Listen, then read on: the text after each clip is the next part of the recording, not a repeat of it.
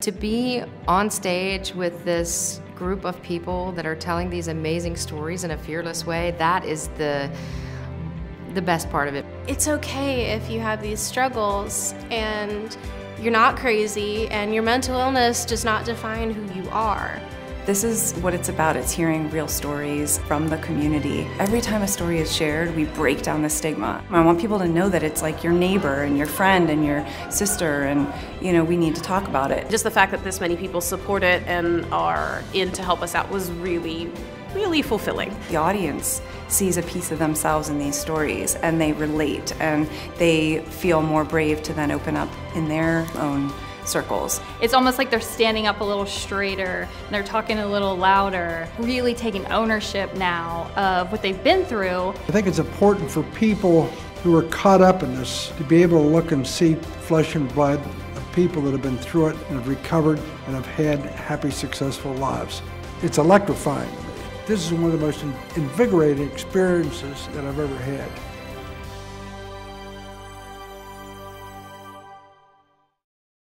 So I myself live with type 1 bipolar, and I had been hospitalized 4 times for manic episodes, and it was all very traumatic and very isolating. But I started writing, and writing helped me with my healing process. And I was writing on a blog, but I was writing anonymously because I was afraid of being judged. But an editor from a major website saw my writing and wanted me to write for them.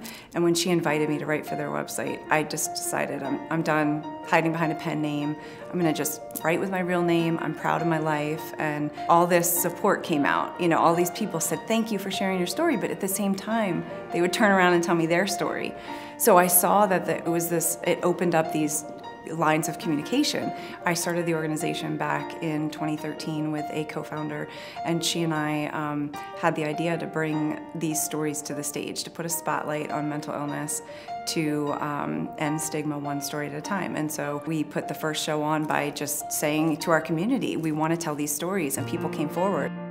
The goal tonight is to share these true personal stories that are going to be told through creative expression. We do that because it's each person's unique way to tell their journey through living with mental illness, living with addiction, and we're just so thrilled that the Wheeling community and that NAMI Greater Wheeling has come together with youth services to put on this show. Honestly, I came upon This Is My Brave by chance. I was at a production at a local theater on Market Street called Towngate, and I caught the flyer out of the corner of my eye, and I saw that it was about mental health awareness and that they were looking for people to audition, and I thought, okay, I have a story attached to this. We have some familial history with it. I have my own personal history with it. My husband has it, and so on and so on and so on. And I kind of felt like I was meant to see that, so I decided to come and audition. I work with teenagers every day. I work at a local high school, and there is still that very serious stigma attached to anyone with any kind of mental disability, be it a learning disability or another health impairment or a mental impairment, et cetera, et cetera, et cetera. And just the fact that young parents and teenagers, a few of my students are coming to this, really opens up that door where if they do think they have an issue, they can come and address one of us that have had it or know it. I didn't have that when I was that age. I didn't know I had it when I was 16 or 17. And if I can be that door for them to walk through, that's going to be really, really important to me and empowering to me as well. Our first storyteller tonight is Whitney Healy. Whitney is the director of theater. Go ahead, you can applause. She teaches high school English at Cameron and is the director of Towngate Theater's spoken word poetry group, The Prosers. Whitney has been writing since she was in the 3rd grade and has been writing poetry since she was in the 7th grade. Whitney uses her poetry as a means to cope with her personal struggles with anxiety and depression, both of which she was diagnosed with at 19. She hopes that the poem she will perform tonight, Metronome, will leave the audience with one resounding message: there is hope.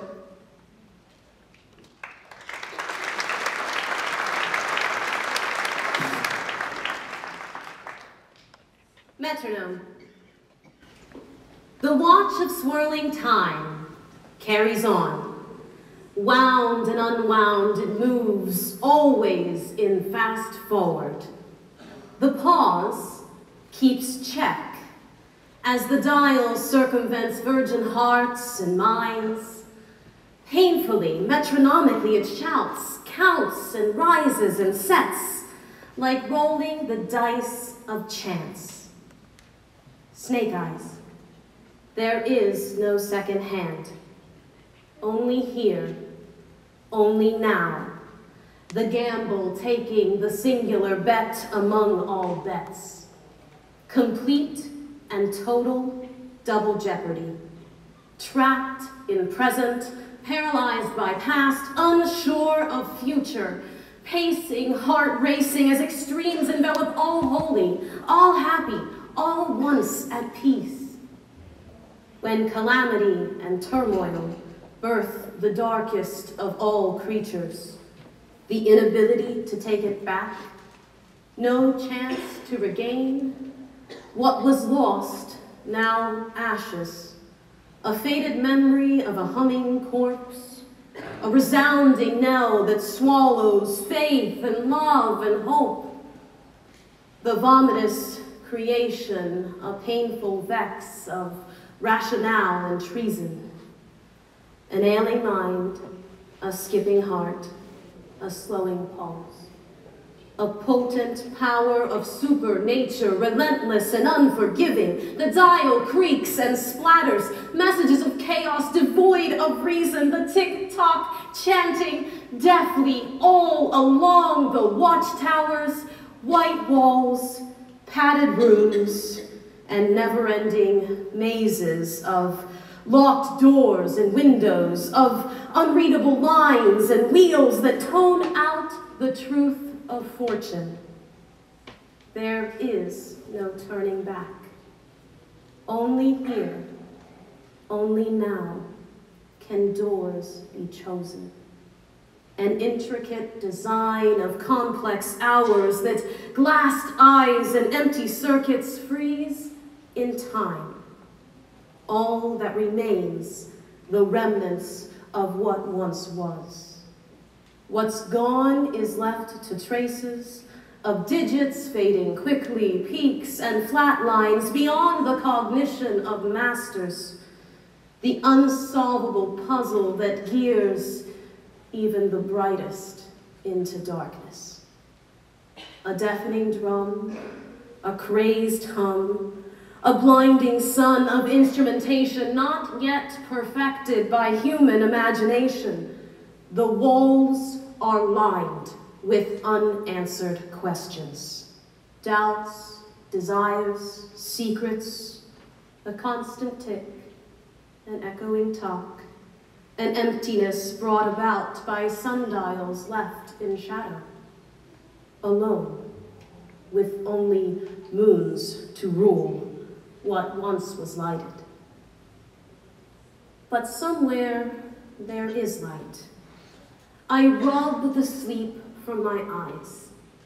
Squinting, I see a faint glare, coaxing me to keep on going. I swallow my pride, remove the ropes at my hands and feet, thinking perhaps this glimmer of hope will be my salvation. Cautiously, I follow words of those that encourage me to keep on going. The light grows brighter now. It's a smiling stranger, a painted rock, a solemn tune that's changing, gaining speed. The metronome quickens, step after step, the light grows. It's taking my place in the spotlight. It's directing teenagers to practice self-love and preservation instead of self-harm and degradation. I rub my eyes again. It's my husband's warm embrace, my toddler's "Good morning, Mommy," or "Nicest Mommy ever." The audience applauds. The crowd is louder now, and like that, the room is engulfed in light. It's the power of my pen, the power of my voice, the chance to be heard and to help, and the metronome can't keep up. The darkness disappears completely. A bow, a standing ovation, a dozen roses, and I'm free.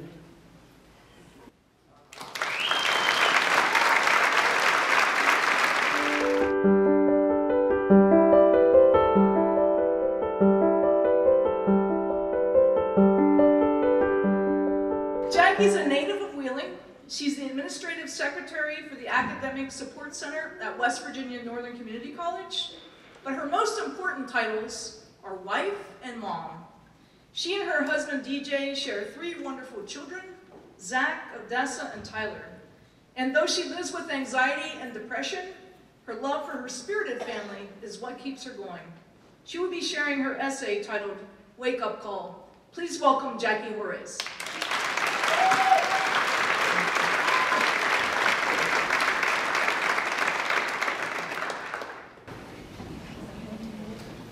I am the girl in a tiny parochial school who just knows that when a group of classmates is giggling, it's about her. The new teenager who received a 13th birthday card from her biological father with the inscription, "I will always be there for you, love Jim," and quite literally never saw him again. The young girlfriend who is just waiting for you to lose interest and decide to move on. The friend who, even after 10 years of friendship, is certain that one day you will wake up and realize that my friendship isn't really all that fun and interesting. The young wife who tries for 15 years to do and say all the right things, all the while being made to feel that I'm not capable of independence, of setting goals and reaching them, of doing anything right. I'm the daughter who, for my whole life, lives with the fear of disappointing you, of letting you down.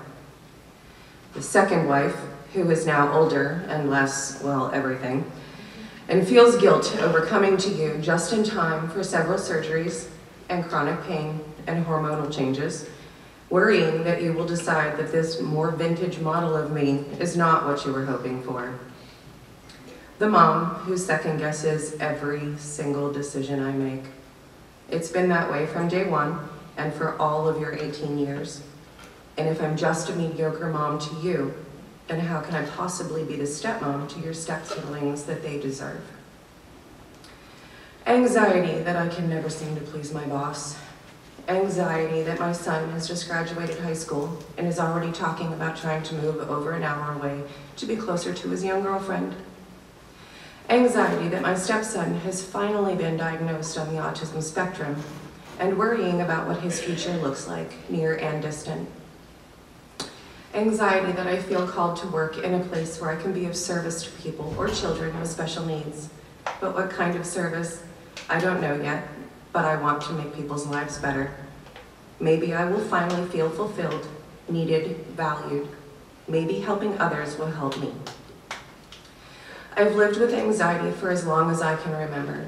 It wasn't always debilitating, but it was always there, making me think, I can't, I shouldn't, I'll never be able.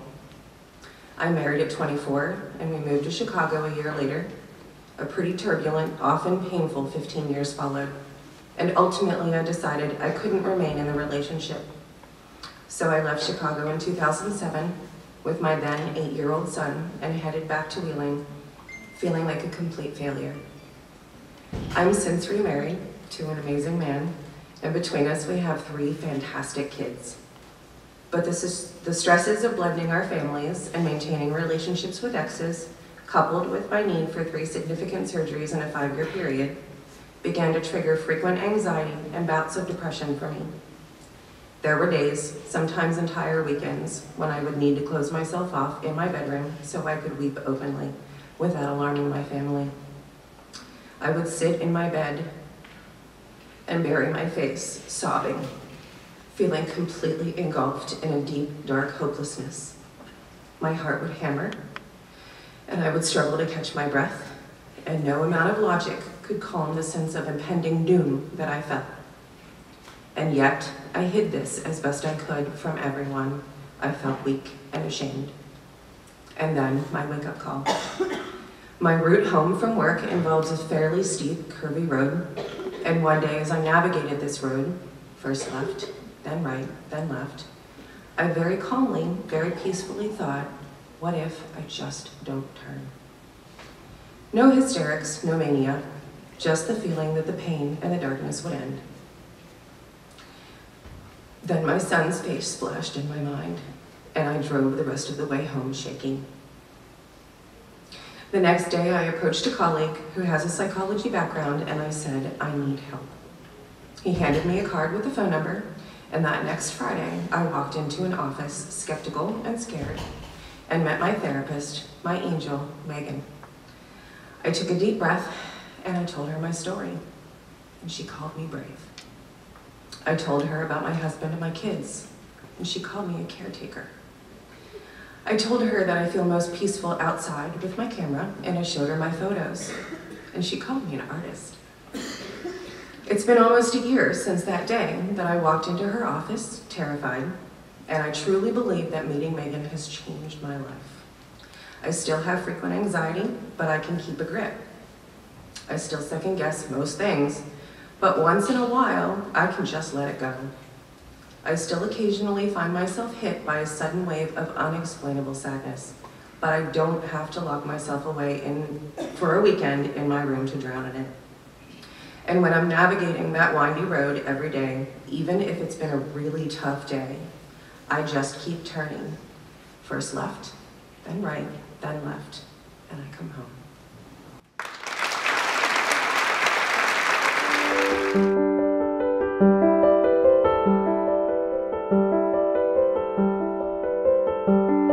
Jane was born and raised in the Ohio Valley and has been playing guitar and writing songs for 20 years. Obsessive-compulsive disorder has been that residue she has not been able to wash off her entire life, and she's learned to live with it, even embrace it, through her music. She hopes that others facing OCD will be able to find the peace and strength she has found and will share their stories with confidence. Please welcome Jane Shockey.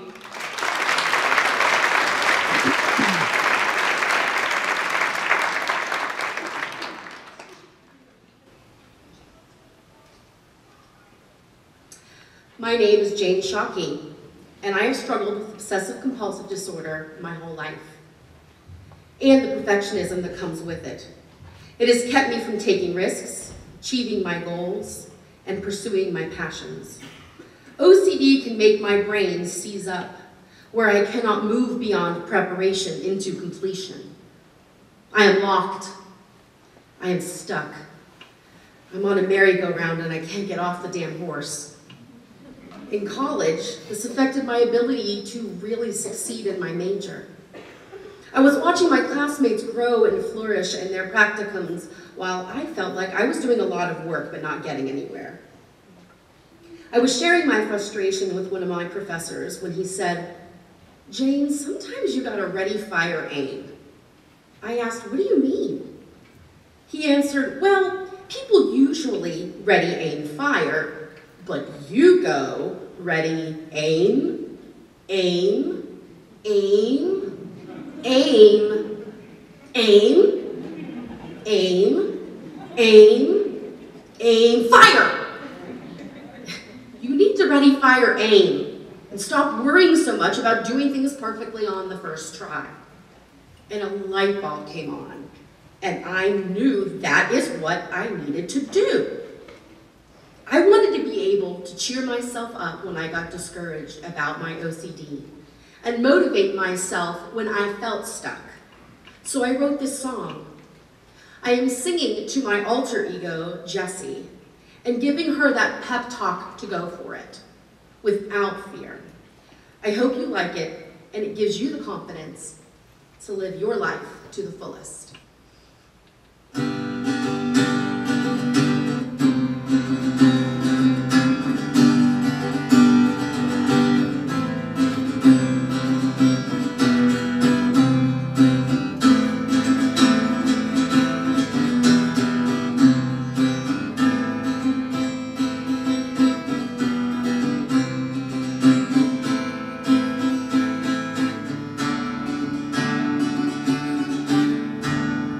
Jessie, you gotta stop believing these lies about yourself, because there's more to life than sitting upon that shelf, watching chances go by.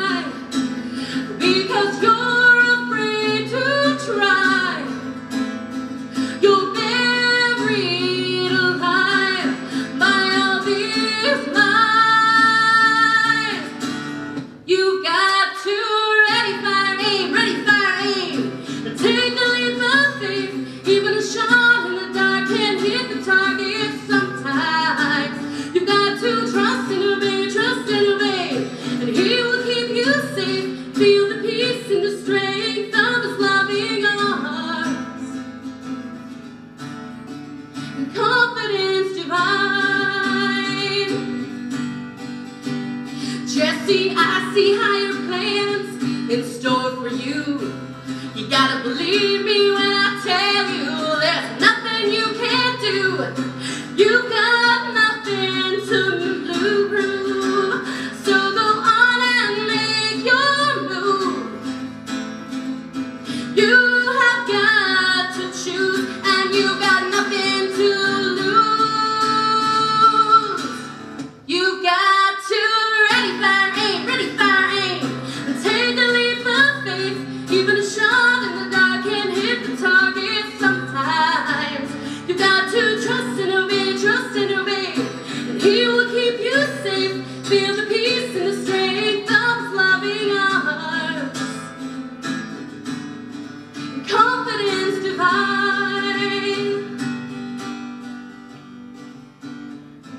Open up your eyes and look up to the skies. Raise your head up high, spread your wings and fly.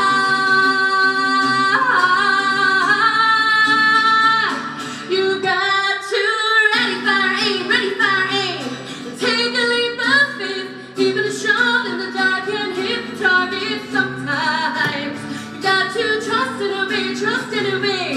He will keep you safe. Feel the peace and the strength of His loving arms. You've got to ready, fire, aim, take a leap of faith. Even a shot in the dark can hit the target sometimes. You got to trust and obey. He will keep you safe. Feel the peace and the strength of His loving arms. Confidence divine.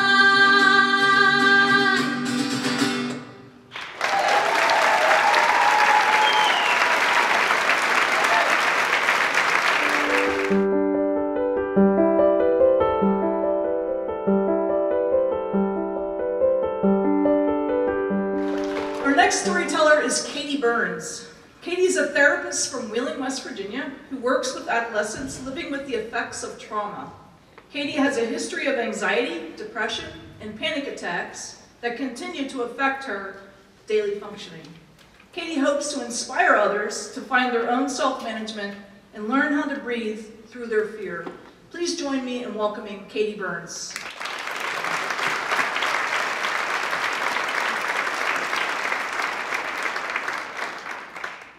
As a therapist, I can tell you everything that you need to know about anxiety. I can tell you how anxiety is a natural, innate emotion that helps us survive from the time that we are born. It's instinctual, and it helps us meet our need for safety.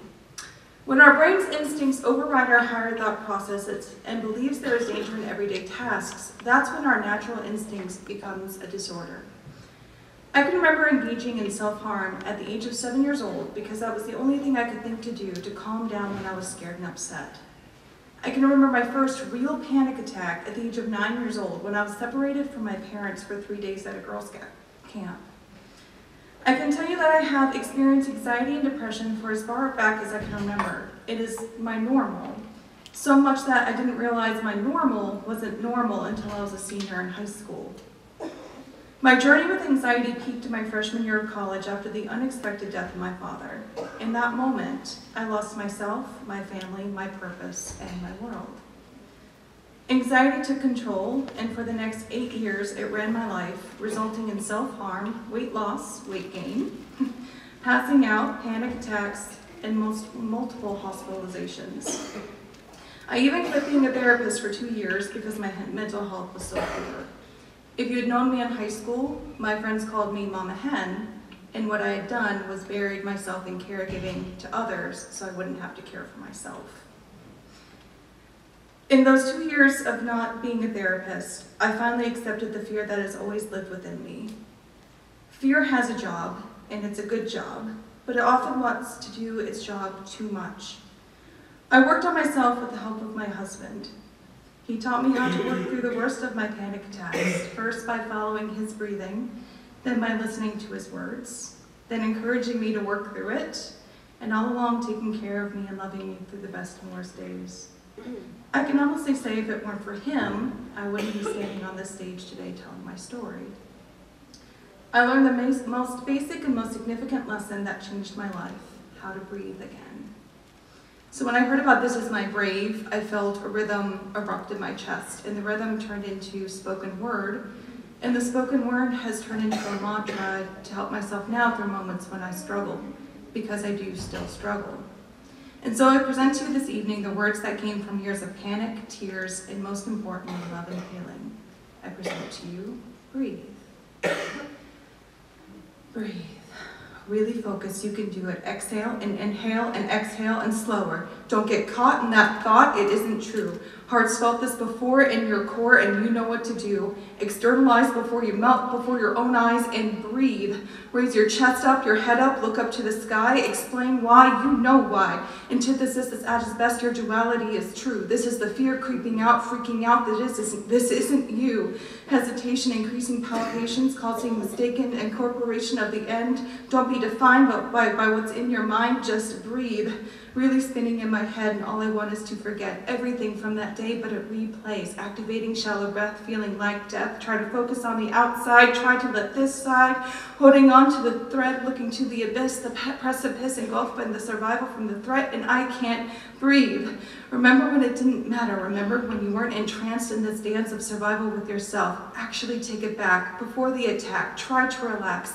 Think about a safer time. Replace your space in your head. It's not 2 years ago in that room when the threat was real. Everything is different now. You've had time to heal. Please breathe. Remind yourself that you are safe. Exaggeration is not a game that you are playing. You are safe. Anyone can see that you are not she who experienced that fear that's past. It's in the past. She isn't here. Where you are, in your car, outside where you reside, only an after effect that you feel the effect of every night since you left 2 years ago. And breathe. Rest easy now. You can do this. I believe this isn't you. Eventually you will see that this isn't you, and the rest won't be as intense, the threat less. It's the same test that pushed you through to who you are today, how you've changed, how you've grown, how you've shown everyone that they were wrong and you were wrong because you can breathe. Relax your chest, relax your mind as you entwine with the thought that you are safe. Anxiety will not be the death of you. It's true it hurts, it's true it lies inside, ready to take flight, hiding behind insecurities deep set by an experience, giving the appearance that you will die and cease to breathe. But ready yourself, you can do this, you can win. Each and every time you experience this, it lessens. Actuality remains. You experience the fear of the attack, not the fear of the event that bent and fractured your mind. It's hardly worth the time that you put behind this inescapable existence of that moment. Enter the reality of trauma, the drama, and the experience is over, and you can breathe. Remember, reality is designed by your own eye, not where your fears lie, where you anticipate the precipitate of a terror transaction. Instead, has satisfaction in your role of control where you are secure. Eventually, the pain always lessens, and new lessons will be learned because you learned in the moment just to breathe. I decided to audition for this because I have a brother who passed away from mental illness, schizophrenia, and obsessive compulsive disorder, and I thought I could take the opportunity to pay tribute to him and others who have gone through the same thing. My story is a family story, and all of my family story started 55 years ago. And that was at a time when mental health recovery was hardly on the radar. And so my message is one of hope. It's a new day.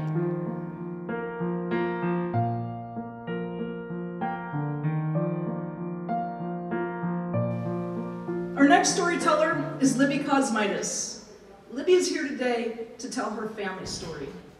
Although her talented brother George did not recover from his mental illness and fulfill his musical dreams, Libby believes that today recovery is possible, and with family support, dreams can come true. Listen to a brief recording of George's talent at the age of 16.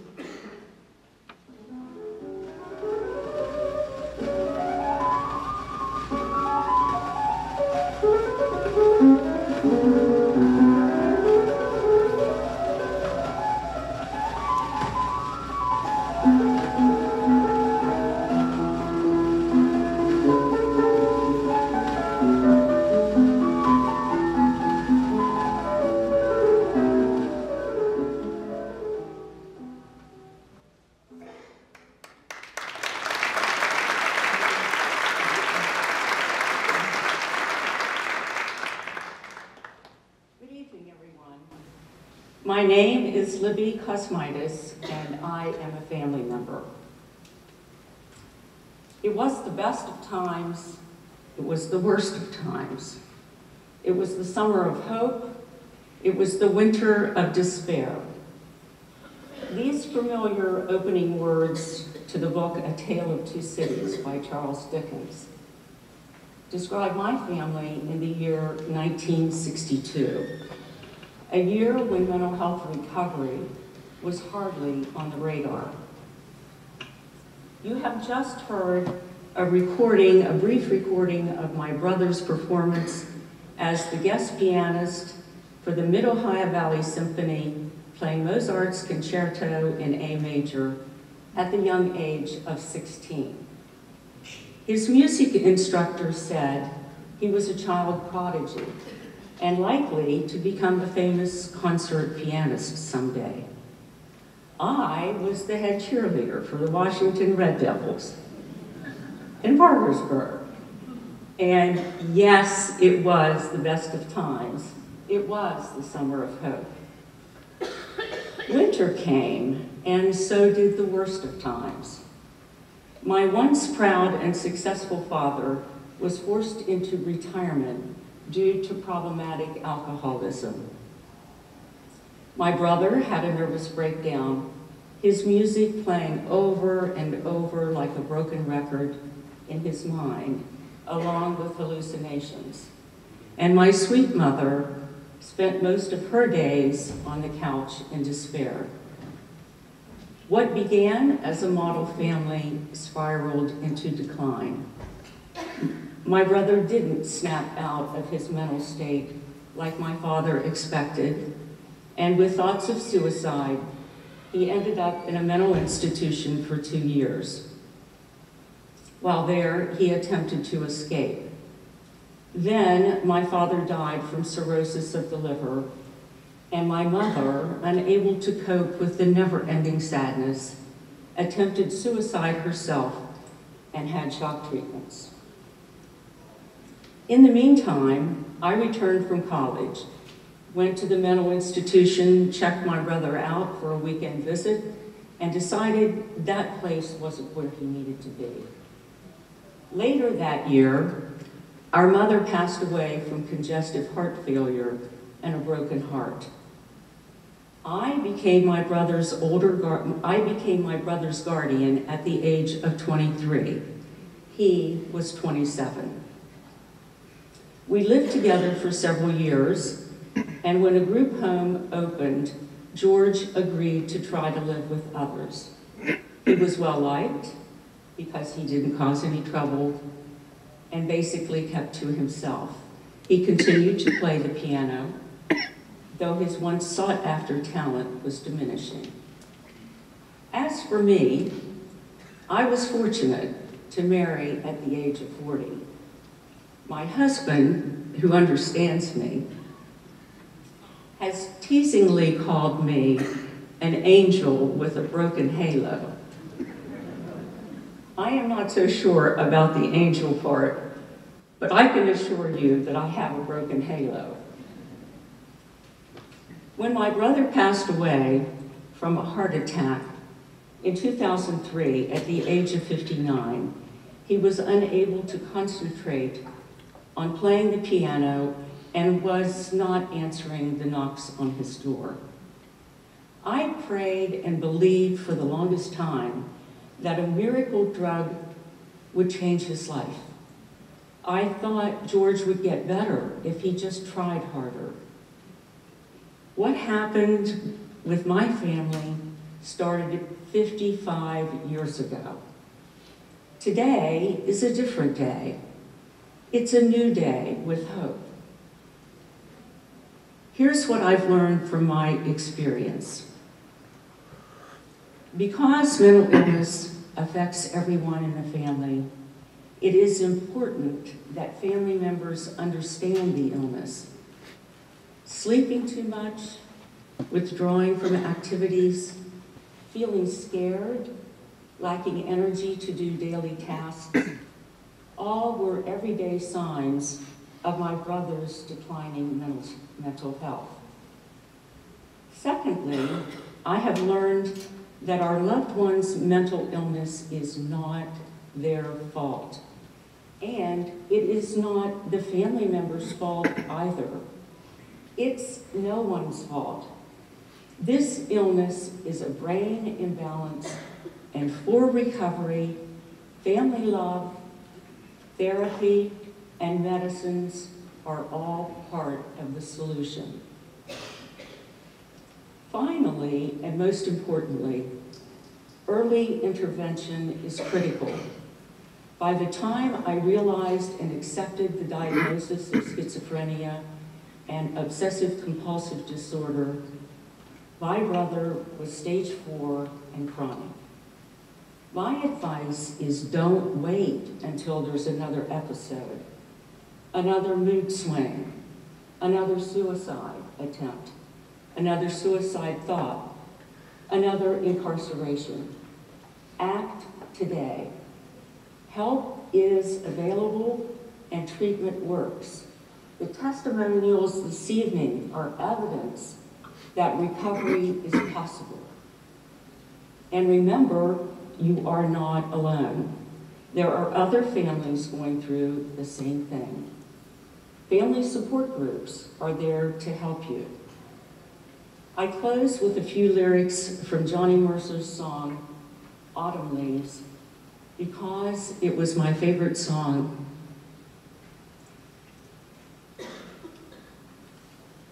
That my brother played for me. The falling leaves drift by my window, the falling leaves of red and gold. Since you went away,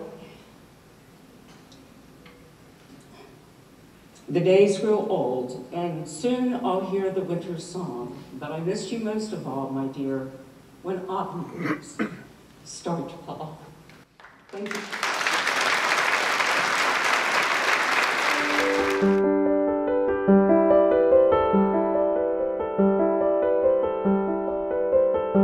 Terry's from Benwood, West Virginia. She attended McGuffey High School in Taylorstown, Pennsylvania. She's a West Virginia State Certified Sign Language Interpreter. She studied sign language for 16 weeks and later worked with a deaf tutor. She also studied psychology. Please welcome Terry Abbott.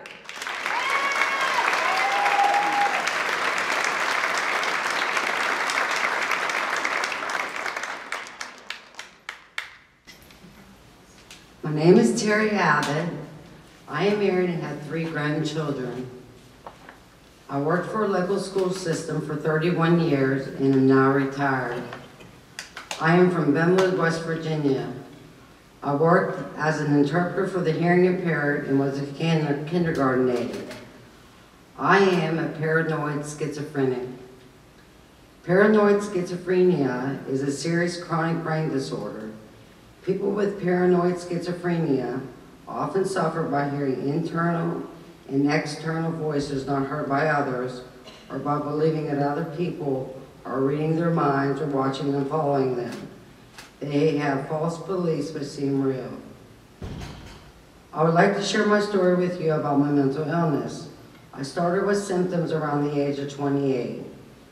As I remember, I would hear voices calling my name and talking about me, criticizing me and my flaws. One day I was riding on East I-70 with my mother, and the voices told me to open the car door and jump out. So I opened the door and my mother screamed at me to close it while she grabbed a hold of me. I listened to her. As time went by, I continued to hear voices. Although I told no one, I isolated myself. I was full of fear and anxiety. I became depressed and anxious, so I decided to seek a psychiatrist for help. I first didn't tell the doctor about the voices, so he treated me for depression, which landed me in a hospital. Then, I did share about the voices and some of the things I was experiencing, but I never told the doctor about the extent of the voices. He put me on medication for voices and depression. At times, I would even tell him I didn't hear voices at all, because it was my secret. The voices told me not to tell anyone. Not only would they call my name over and over again, They would talk about me in derogatory terms. Some of the things I experienced, I would hear demons conversing with me, commanding me to hurt myself. I would see dark shadows in and out of the house. When I watched TV or listened or watched the computer, voices and thoughts would try to communicate with me, reading my mind. One experience I had, I was sitting in the dining room and I heard the flute playing upstairs. I went upstairs and it stopped. I came back down and it would start again. I also would experience visual hallucinations. One time I was sitting at the computer and a little girl was sitting next to me, humming. No one else could see or hear her but me. One night when I was by myself, I saw a gnome lurking around the corner of the dining room. Another time my husband and I were sitting in the gazebo and I saw a man about 3 yards away, spying on me, although my husband didn't see anything. Another time while looking out the window in the bedroom, I saw numerous demons flying around. I would also see demons in the sidewalk and within the patterns in the carpet, which filled me with anxiety and fear most of the time. I still have this problem today. My mental illness landed me in the hospital many times. I can remember not eating in the hospital for 2 weeks because I thought the staff was trying to poison me. People would talk about me in the living room, but no one heard them but me. I felt they were trying to control me. I was being watched and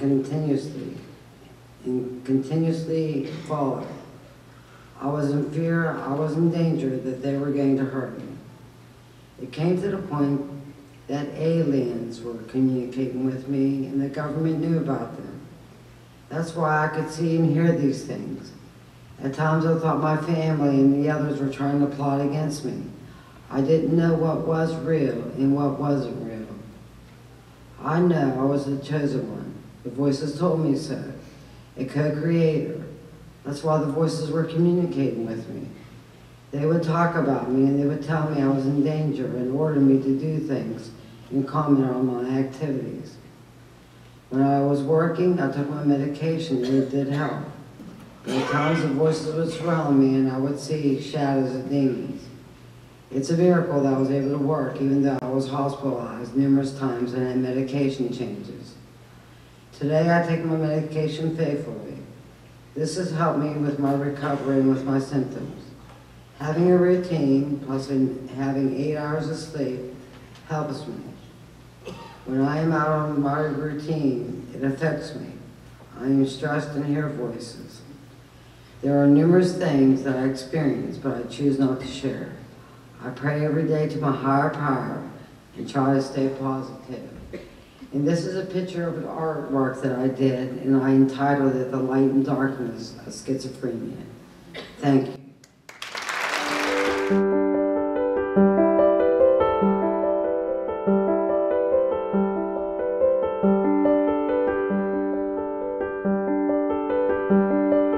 Kirsten is 18 years old and lives in Wheeling. She's been volunteering for NAMI, the National Alliance on Mental Illness, ever since she was 10 years old. She's always had a big interest in helping others. She was diagnosed with anxiety and depression as a freshman in high school, and just last year was diagnosed with attention deficit disorder. Kirsten hopes to help and inspire others who went through and still are going through the struggles she overcame. Kirsten will be telling her story and hopes to let others understand that they are not alone. Please welcome Kirsten Maccabee.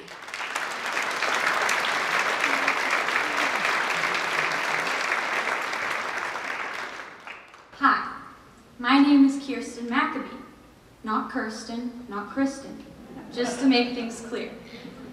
I am here today simply to tell you a story, but I hope I can change someone's mind today. First off, I'd like to inform you all that you are special. In fact, the odds of you even existing are 1 in 10 to the 2,685,000th power. Yes, that is backed up by real facts. Being this positive hasn't always been this easy. When I was a freshman in high school, I had my first anxiety attack. It was one of the scariest experiences in my life. Continuing on, the panic attacks had grown to about 3 a day. almost looking like seizures. And there was no reason for them. One happened on my way to the bathroom at school. At this point, I sought help. My mother took me to the doctors and they prescribed me Zoloft. This is when I began to develop depression and suicidal thoughts. On to the next medicine, that didn't work. Trial and error plays a huge role in getting through mental illness of any kind. By now, I'm a junior in high school, and high school wasn't easy for me. School has never been easy for me. But I was lucky enough to come upon an opportunity to graduate early. I thought to myself, this will be one less stressor on my back. But unfortunately, the free time I had led to more and more thinking. And as you know, when you have anxiety or depression, thinking can be your worst enemy. My first attempt at suicide was stopped by a literal knock on my door. Unfortunately, my second attempt at suicide was a different story. I had overdosed, and many hours later, my mom had found me in my bed. I woke up in the emergency room by doctors pressing on my chest, IVs being stuck in my arm, and Narcan being shoved up my nose. Waking up to your mother and your brother staring at you while you're laying in the hospital bed isn't the best view, especially when the first words that come out of your mouth are, "I am so sorry," followed by vomit from the Narcan that had saved my life. The next 3 days I had spent in the ICU, the next 5 at RCB, a mental hospital for adolescents. This was my wake-up call. I had been given a second chance at life, and I was determined to make it a great one. I thank my family for being with me every step of the way. I thank my amazing psychiatrist, Dr. Gupta, and most importantly, I thank myself deeply for not giving up. Overcoming my depression didn't just happen overnight. In fact, it took many nights and many days. I had to train myself to think a completely different way.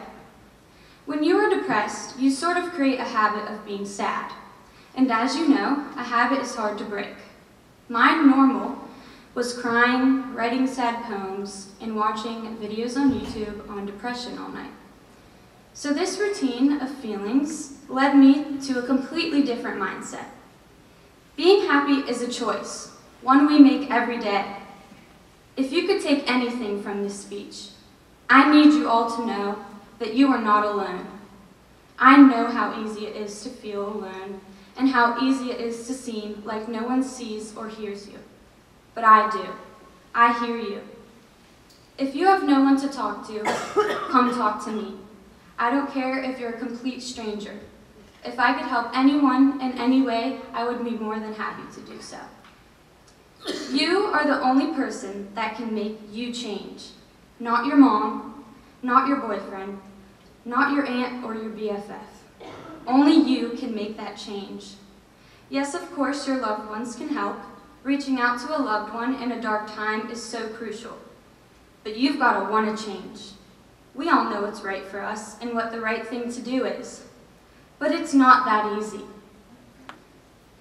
If you ever have been sad or depressed, I know you've encountered someone who said something along the lines of, "Why can't you just be happy?" Yeah, okay. You can't just wake up one day and say, "Okay, today's the day I stop being depressed." Of course I wish it was that easy, but it's just not. Each and every one of you has a purpose. What is that, you may ask? Well, you might not know yet. And that's okay.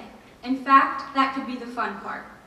Figuring out your purpose along the way is all a part of the journey. Every single one of us has the potential to be whatever we want, but it is up to you to make it happen. You are the only one that can change your mind. If you're not in it to win it 150%, then you might as well forget about it. Wow, a little tough, you might think. Well, life is tough, and so is depression. How do you expect to get out of depression as easily as you came into it? If that was true, we wouldn't have such an epidemic on our hands. But I'm here to tell you that this is going to be hard, really hard. But if you want something bad enough, you will be willing to do whatever it takes. I am not 100% today, and honestly, I don't think I ever will be. but I will take 90% over nothing any day. This journey is a lifetime, but it shouldn't be scary. You should be excited. Just think how happy you can be, or more importantly, how easy it can be to simply be happy. I'm rooting for you. Thank you.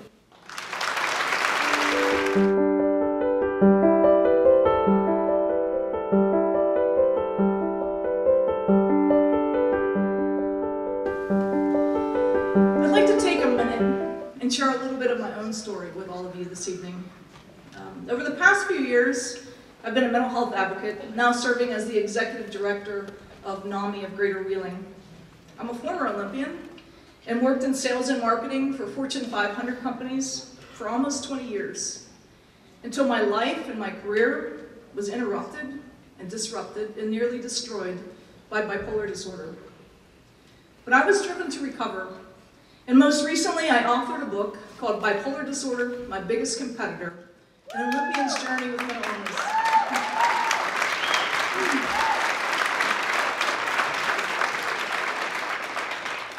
And in that book I talk about my struggles and my triumphs, and what I'd like to do tonight is share with you a poem that I published in the book. It's called Facing the Truth. The blinders have been removed. She has taken her gloves off and removed her coat. She sits in stillness with peaceful knowing, knowing from the soul, inspired by the spirit. The storm came along with no warning. It twirled and whirled devastation, leaving people shocked, hurt, stunned, and dismayed. The creation of fear perpetuated. Numbness permeated and opened wounds. Left behind were the remnants of missing pieces. The young woman and old soul stood strong, but the powerful force of the storm threw her to unconsciousness. When she awoke, it was apparent to her she was the storm, crushed by the aftermath of viewing what she left behind, deeply saddened with what she unknowingly had done, egotistically embarrassed, ashamed, and guilty. Incapable of seeing what the mirrors were telling her, her prayers were answered one day. She asked to be shown so she could heal. She prayed for strength and courage. She prayed for forgiveness of self and others. She lay helpless, crying for hours in her bed. She faced her naked body and viewed her own destruction. Overtaken by grief, hurt, sadness, disappointment, but inspired by unconditional love. She is a person hurt by her past. She is a human being. She is not defined by labels. She is not willing to give up. She is walking her journey one step at a time. Who is she? Who is this woman with such great strength? She is not alone. Thank you. I think this is the beginning of mental health awareness. It was just refreshing hearing them come out with what's been pent up inside of them. I think people realize what other people are going through on a daily basis. I think it takes a lot of courage to get up on stage in front of all these people and tell about what you had to go through. Somewhat familiar with some of the stories that were given, some of the testimonies that were given, and I can appreciate what these people have gone through. Very powerful, very powerful.